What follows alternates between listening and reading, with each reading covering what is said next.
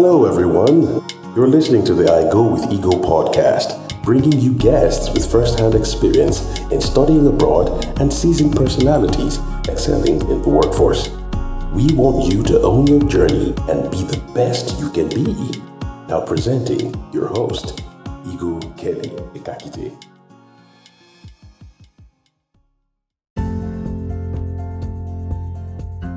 Welcome to another episode of the Go with Ego podcast, and happy new month to everyone. It's the month of March. Welcome to March. It happens to be the Women's Month of celebration in women's history. I would like to celebrate all our wonderful mothers and our wonderful women out there. I hope you all have a wonderful celebration. And please don't forget to follow us on all our social media handle at I Go with Ego. If you feel inclined, to give us a 5-star rating and give us a comment, please give us a good comment and also give us a good 5-star rating and all. Well, my guest today with me is a brother, is a friend. I call him a true legend, which is his name, True Legend. He embodies humility and grace. Mr. Neville Scott, welcome to the Go with Ego podcast. How are you? Thank you very much. I'm so glad to be here. You know what? I consider it the utmost privilege really of my this phase of my lifetime of my life to be invited as a guest on this on this show. I've been on this podcast. I've been a huge fan. I've been following through since its last since it first began, and just seeing a lot of students, international students, documenting their stories, encouraging other international students or students willing to become international students. It's really it's amazing. So thank you. Thank you, sir. Thank you so much. It means a lot coming from you. What was the first thing you ate when you arrived in America? Dude, that's a funny story. I was picked up by my cousins, right? Okay. Just like, okay, so this is the thing. It's my first time in America.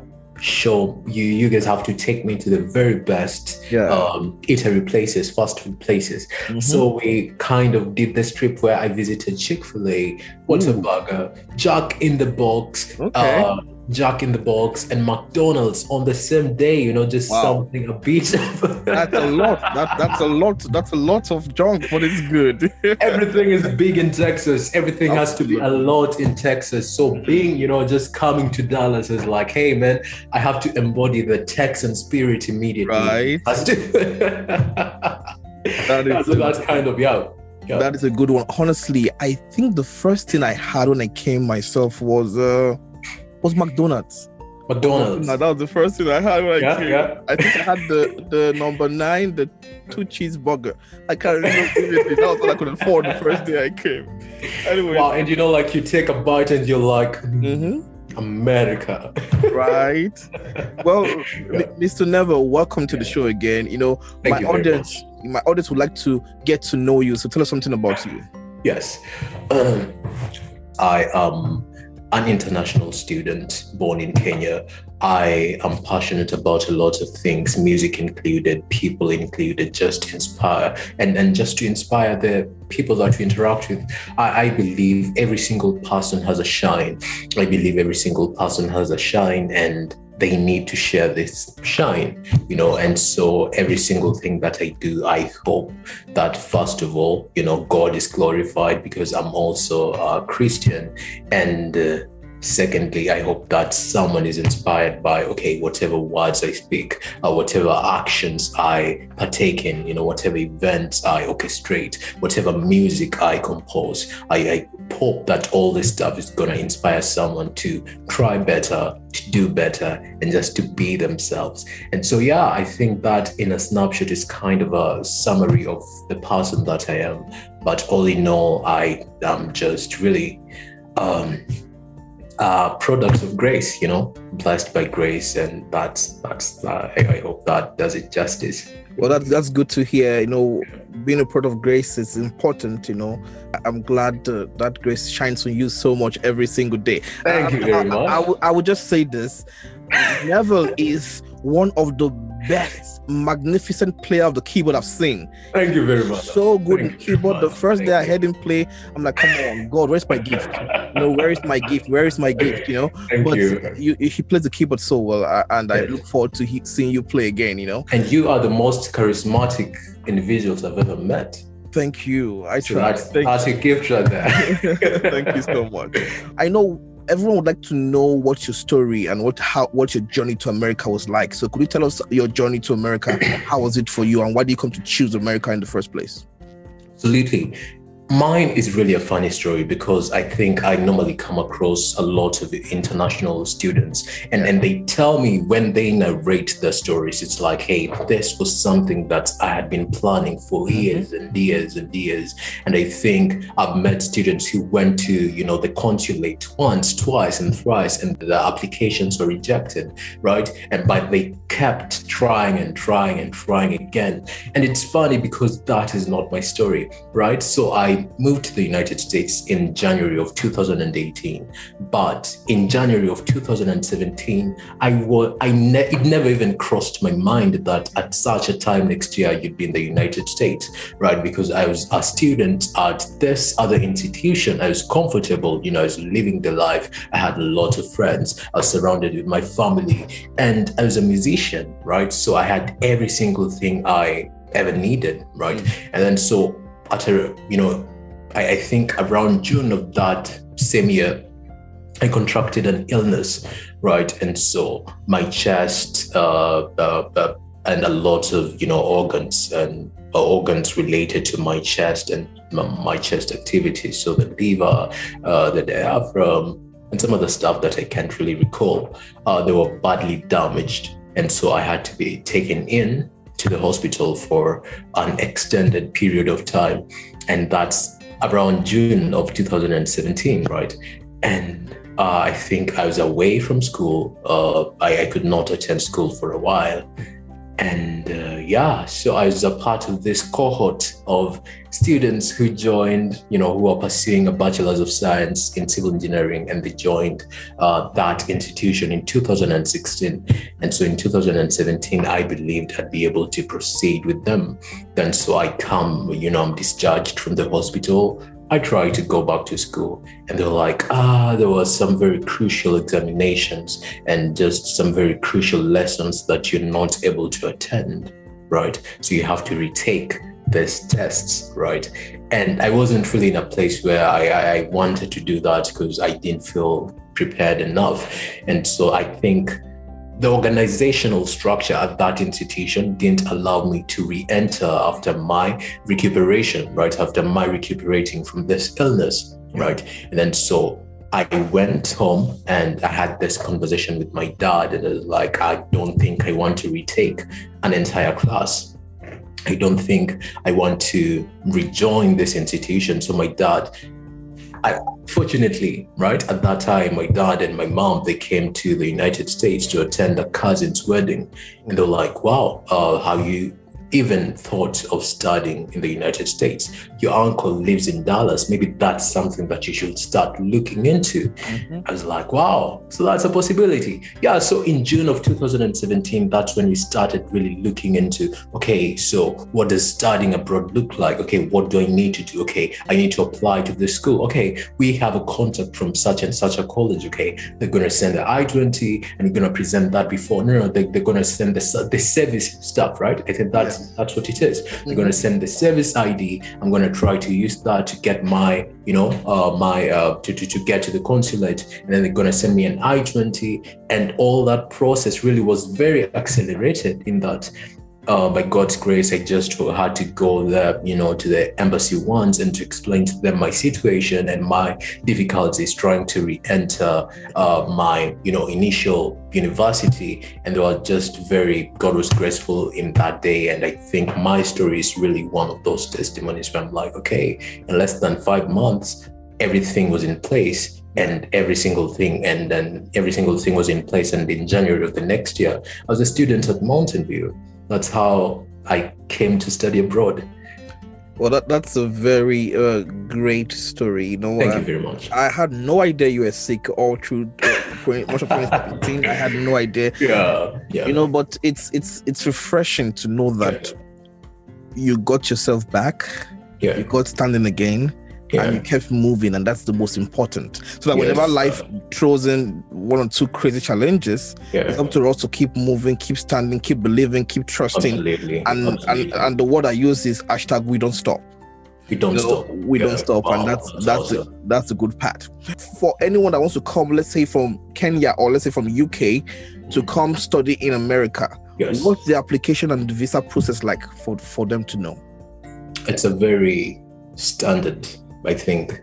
It's a very standard process all through across. You have to log on to the American Embassy portal in your country, right? And then you need to go to that section where you are applying to study abroad. I think it's the F1 visa. Yes. Applying for the F1 visa. And then they normally ask if you have already received a scholarship or been contacted by an institution of some sort that you hope to attend, right? And so if you haven't received a scholarship, they will ask you to prove that you can actually take care of yourself, that your parents or a sponsor, is actually going to be able to take care of you, because they don't want you to come to the United States and then you burden the government by seeking a lot of assistance, which is interesting. Anyway, yeah. So after that, your institution, for example, will have to send you a service ID, and I think you pay $200 for that, right? I think it's now $300. Wow, they went crazy. Yeah, during our time it was 200, right? Yes. Yeah, so they send you the you pay the $200 and then they send you the service ID. So the service ID, it's a number, it's a unique number that is kind of spare. Student exchange visa, blah, blah, blah. I think that's what it stands for. And it's a special number that kind of relates to you, it identifies you. And so once you have that number, you use that to finalize your application, and then they are going to ask you to select a date with which you can appear at the consulate. And yeah, that's where it gets interesting, because at the consulate, I understand that many times people get there and they don't try to be themselves. They try to sell a different version of them to, whoever's in charge.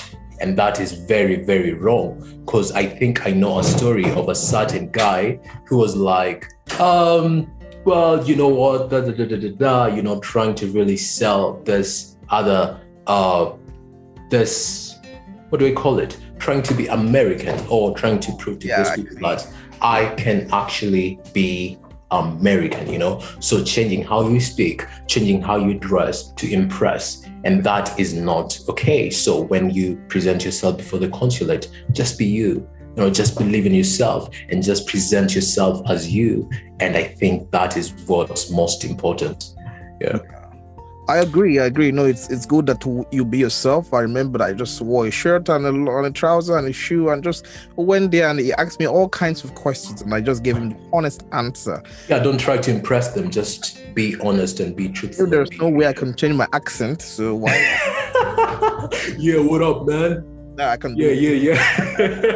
So yeah, just be yourself, and it always helps. Now, the question I keep having from people keep asking me after, when I start with them, is they want us to tell them how life in America is. Is it easy like people portray it, or is it difficult, or what should they know the truth about life living in America as an international student? America is not a bed of roses At all. America is not a bed of roses, and I think it's very important that we make this clear to every single person who's thinking of applying. Everything is expensive in America, right? For example, say when I was before moving over here, I was living. I had my parents around and they provided for me, so I was comfortable. But now coming to the United States, rent is expensive. Like in Texas, I think a standard 1-bedroom apartment that's not even that good. You're looking at paying something about something in the range of $800 to $1,600, and that is it. And you can bargain that, and it's just not. It's never really. Let's really try to disassociate ourselves from this dysfunctional mindset that hey, it's bed of roses. It's all going to be glum. And I say that because I've seen a lot of people, coming to study abroad and forgetting what, for example, they brought them here and trying to make money. America, there's a lot of opportunities for you to make money, right? But then at the same time, if you came out as a student, if you're faithful enough to finish through the course of your studies, then you're going to position yourself in a very much, better position, which will enable you to get more and more and more and more money than just working with Amazon. So my thing is, just have the understanding that, okay, it's not a bed of roses, but, I think something about your ego that I really appreciate is that you never give up. You understand what it is that you want. And you understand that to get from point A to B, to get to your dreams, to get to achieve your goals, you have to put in some effort, right? Very many times it's a lot, right? But then just not giving up. And now I see you with United Nations, and I see you with this and that and that. And it never gets easier, but at least the fruits of your hard work start paying off. Absolutely. And before you realize it, at least in as much as you are an international student, you're able to, get a couple of scholarships, to get a couple of living opportunities, to get a couple of friends, to get a couple of people who believe in you, who are willing to support you through the course. But I think it's never really easy. It's never, it can be tough. Yeah. Yeah, is it better than where we're coming from? Most times, absolutely yes. Absolutely yes. Absolutely yes. Absolutely yes. But the truth is, it's not easy here. It's not. There are so many glass ceilings you have to break. Yes. When you come here. Yes. Because the law itself, it's very stringent on things we can do and where we can work and the length of time we can work in terms of making money. Yes. So the glass ceilings are many. But with determination, with the never giving up spirit, you have to find the possibilities where if most impossibilities seem to be the forefront, facing you. You have to look for those opportunities where you can have scholarships and all that. Yes. That is the only reason why I was able to survive America, looking for those scholarships where they were covered with black cloth. I found them and I brought them out for my own self, because I knew that's the only way I could stay in America and be something for myself. And I also think it's very important for, as an international student, to understand that, okay, they are not better than you. Nope. And there's going to be moments where you feel like that's the case. Where, for example, the way people talk to you, they're like, we're definitely so much better than you. It's very much important to have that mindset that no one is going to define the quality of a person that you are, because that's can mess up with your mental health, and that can mess up with your desire to go after things, because but I'm running against such and such people. No, they're not better than you. You are worth enough, and then you have what it takes. So just go after what it is that you want, understanding that, hey, I have what it takes. Absolutely. Well, you've heard my friend, Mr. Neville. We'll go on a short break now. When we come back from the short break, Neville will tell us about his experience in Mountain View College. Absolutely. His experience in Phi Theta Kappa and all the wonderful leadership position is held. We'll be right back. Thank you.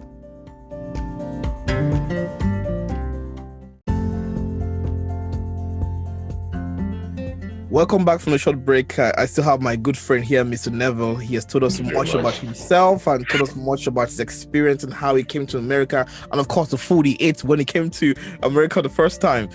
Anyways, would like to know now your experience in the college you came to first. I think it's the Mountain View College. So how's life in Mountain View College, and why did you choose to attend the community college in the first place? As I told you before, my parents came over, and my uncle actually lives in Dallas, and the college right next to, where he stays was Mountain View College. And then, so that was kind of a default thing that just happened. So, when I got to Mountain View College, I was not as excited because I was like, it's not big. And, I was coming from yet another university, right? And it's funny because since then, and up to this moment, my attitude towards Mountain View College made a complete turnaround. And I'm at a place where every single time I speak about Mountain View College, I do it with so much joy, so much reverence, so much nostalgia, right? Yeah. Because I remember walking into that college as a very shy kid, could not express myself well enough. I wasn't bold. I was definitely a work in progress. But just attending that school exposed me to a lot of people who are passionate about student success, from the college president, and down, if we were to really organize this hierarchically, down to the janitorial support staff. It's funny that every single faculty member, every single staff member, every single person employed under that system, Mountain View College, is passionate about one thing: encouraging students to become the very best versions of themselves. And just by virtue of my attending Mountain View College, and I recall issuing the commencement speech, and I was like, wow. Yeah. How things change, the one place that I was like, it's tiny, is the one place that holds, the largest, that has contributed significantly to my becoming me. And I love it. I just love the school. I really do. That's great. Yes. Even me, when I walked into OTC the first time, small college, wasn't impressed. So everybody, it was so white. I saw only one black lady from Uganda, Priscilla. And I'm like, okay, we are now, yeah. Not knowing that the end will be great, Absolutely. And that's why we don't know what the future holds. We just have to have an open mind to things and expect the best from whatever. And I think it reminds me about, the fact that you should never judge a book by its cover. Never judge a person based on how they look. Never judge anything based on the outward appearance, because these things, they have the capacity to position you for the greatest things ever. I agree. Now, we know that when choosing a major, it is a make or break time for one. So why did you choose the major you chose? And how will your major facilitate your choice of either staying back in the US or hopefully one day going back home and making a difference? And so when you talk about Kenya, right? Kenya, absolutely. Oh, wow. So I'm a civil engineering major. And in addition to that, I'm also a computer science major. And very many times people ask me, hey, that's we don't see a connection. And I'm like, that's the point. There isn't, right? And so we are walking into the future where we see a lot of explorations in the technical sector, right? And so we see that with the establishments of cars such as Tesla, right? And modular buildings and this technology and iPhone. And I'm thinking that, infrastructure has to evolve, right? And how will that happen? That will happen through the merger of physical and digital infrastructure. And now at the moment, there's this newcomer to the world of infrastructure. It's referred to as smart infrastructure, where it's the continuous interaction of aspects of physical and digital infrastructure. And I feel like that is the future, right? So based on my explanation, I think some of our African countries still have a long way to go before we get the infrastructure necessary for this kind of smart infrastructure. For example, when you talk about autonomy, for example, Teslas that drive themselves, right? How does that look in an African setting? It's a bit interesting, right? Because of lots of pedestrians and the possibility of, lots of casualties and the way the roads are set up. But I'm very much confident that the future indeed, in as much as we still have a long way to go, the future indeed looks bright. And with people such as you and myself, I believe, seeking this intellectual opportunities, seeking to come to study abroad, to broaden our intellectual horizons, that one day we should have the capacity to to go back home and tell them, hey, so he's something that we can do. He's something that we saw, happening in the United States. And we'd love to bring that home. Yeah. I agree. I also tell people, when you come to a higher institution, like community college or university for the first year, it's okay not to know what you want to do. Absolutely. Take the classes, the science classes, the art classes, then you need to see what you think is good for you. Like me, I switched from science to arts. I always loved art, but of course my parents wanted me to do science. I came to America, went to do nursing. It didn't you work have to be a doctor. Doctor, nurse, and all that. I had to stick straight up to what I do was comfortable for me, what I enjoyed doing. And so when you come, it's okay not to know, but as you go in classes, they will absolutely know what they want to do. Yeah. That's awesome. That's true. Wow.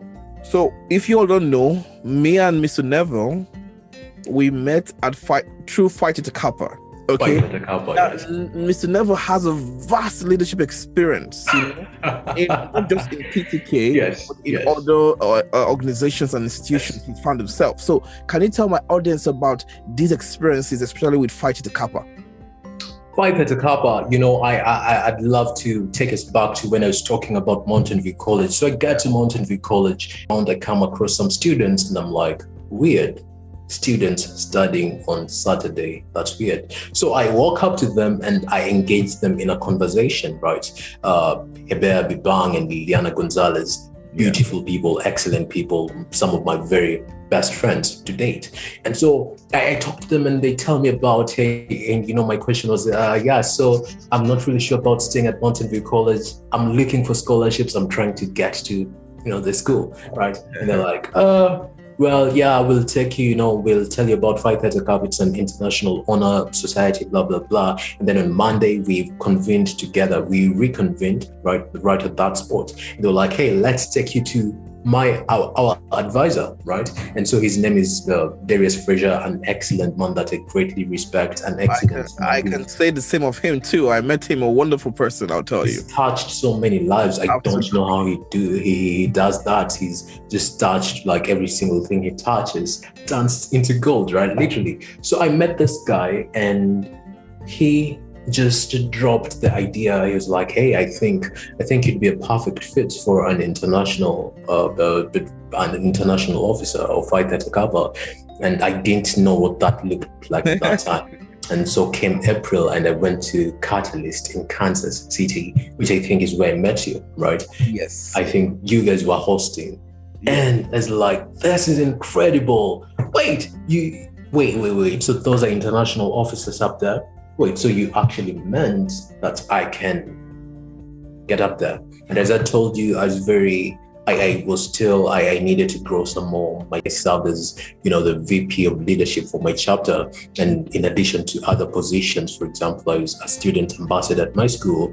I was a youth leader at my church. And so all these leadership positions gave me an opportunity to grow. So come 2019 in April, in the beginning of 2019, I was very confident in that, okay, I'm going to run. And if I don't win, well and good. At least it gave me an opportunity to grow, to better my best, which is really my motto, constantly better your best. And so in 2019, the April of 2019, I ran to serve as the International Vice President of Division 2. I ran alongside Eagle, who also ran our quintessential campaign, but he was running for something else. I was able to run a successful campaign. In addition to that, other candidates such as Eagle and some other candidates, they deemed me a perfect fit for the Orlowski Candidates Award, which is literally an award presented to the candidate who best exemplifies the values of Phi Theta Kappa, which is leadership, scholarship, service, and hallmarks. Yeah, so it has been an excellent journey. And since then, just serving as an international officer exposed me to a lot of opportunities. I saw myself, visiting, meeting governors and senators and meeting just these people and being able to talk to them. I was able to spend Phi Theta Kappa, the management, the leadership of Phi Theta Kappa, Dr. Lynn Tinchaladna and her team. It's a group of excellent people who, again, are just so very passionate about student success. They take you just as you are, and they give you lots of opportunities, and they encourage you to grow, and they provide you with a lot of resources. And as much as my term elapsed last year in April, I am still at a place where every single place when I introduce myself as a previous international officer, there's an immediate change of atmosphere, change of perception. And it has given me an opportunity to do a lot of other things that might not necessarily be related to, my term as an international officer. But then it's just a lot of things that I'll forever be grateful for. Yeah. Absolutely. I tell everyone I owe so much to PTK. Yes. I owe everything I have now to PTK. Absolutely. I did not win. I didn't run a successful campaign like you all, but we ran a healthy campaign, with love and, with PTK's best interest at the back of our hearts, and our minds and our heads, So when my rival won, I was very happy for him and all that. But I owe everything to PTK, because now the school I'm in, Webster University, I'm not paying for school. Absolutely. Almost $16,000 every semester. That is true. I wonder where I would have seen that money to pay in the first place. But PTK made it possible. And that's why I tell people, if you're an international student coming to a community college, you have to embrace PTK. It's not so hard. Get a 2.5 the first semester. 2 A's, 1 B, 2 B's, 1 A gets you into PTK the very first time you come to school. Wow. Do all you can to join, because that will be a stepping stone for you to begin to go into greatness. And of course, we all, even me personally, I owe all my thanks to Dr. Lynn. She's the best. She's awesome. Dr. Lynn, Susan Skaggs, so many. Dr. Blake. I know you are a true legend because you have a concept of sharing your shine. Yes. You want to tell my audience about what you've been up to all this while? Share your wow. Spotlight. Thank you very much. Since Phi Theta Kappa, again, I don't take any credit for a lot of the good things that have been coming my way. I attribute them first of all to God Almighty and to the wonderful relationships that I was able to establish by virtue of my involvement in Phi Theta Kappa, my involvement at Mountain View College, my involvement at church, and that other stuff. And so a lot of things have been just working out for good. I am a junior civil engineer, right, which I get the opportunity of working with the best engineers in Dallas. And at the moment we are building homes for seniors, right? And it's wonderful. It's such a wonderful opportunity, just working with these people, just really seeing that indeed everything is possible to those who believe. And I'm also currently in the initial stages of curating something that I hope to do with my friends, Shining the Light, which just encourages millennials to find hope in the correct places. Because it's easy to find that hope in drugs, in relationships, and in other stuff, as opposed to yourself, and just learning that you have a shine and learning to share that shine is what I'm currently working on. But all in all, everything has been so good, so beautiful. That is good to hear. So to end on a light note, if you could swim with dolphins, or go skydiving, which would you pick? I think it would depend on the day. Okay. Like there are some days when I really feel sentimental and stuff, all feeling and stuff, right? Okay. I think on such a day such as today, I'm feeling so sentimental, then I think I'd want to swim around with the dolphins, because dolphins are darlings, right? That are essentially sentimental animals. But on a day such as sometimes when I just want to explore, then I think I'd go skydiving to let loose some of that tight feeling. Absolutely. Well, you've heard from my friend Mr. Neville Scott. He's a person to have sure at this moment you have all the gems you need, to keep moving in life. And that's why I brought in him. Mr. Neville, thank you so much for coming today. Thank you so much. You know what? I think I have to just appreciate you for putting this together, and I have to appreciate you for just being very consistent. And most importantly, I have to appreciate you for, having the heart to create something that might not be as beneficial to you as it should be to someone out there. Absolutely. And I think when I look at this, I go with ego. I think that's really what strikes me. You are already an international student. You have a vast leadership experience, and you have an excellent resume. It's not going to benefit you as much as it's going to benefit, a random kid in Nigeria, in Kenya, in Ukraine, who thinks, who goes to bed dreaming about that American dream, dreaming about that American college experience. And so thank you very much for, putting this together. I really appreciate you, man. Thank you so much. Thank you. I appreciate it. Thank you. Well, everyone, thank you for joining us today. Please don't forget, the COVID is still out there. Please wear your mask, social distance. And if it gets to your turn to get the vaccine, please get the vaccine. And I wish you all the best. You haven't caught COVID yet?